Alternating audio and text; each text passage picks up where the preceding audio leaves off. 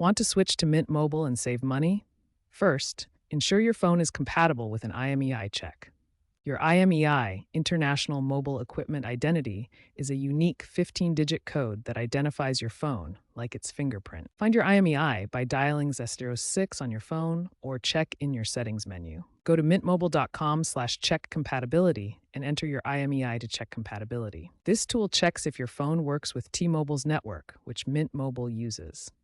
A compatible result means you're good to go. A partially compatible result means some features may not work. Incompatible means your phone won't work on Mint Mobile. Phone compatibility with Mint Mobile depends on supporting T-Mobile's network bands, including LTE and 5G frequencies. Unlocked phones generally work best, but phones from Verizon or AT&T might not fully support key bands like Band 12 or 71. Mint Mobile supports eSIMs on many newer Android and iPhone models. Older phones, like pre-2018 models, may become incompatible as networks upgrade.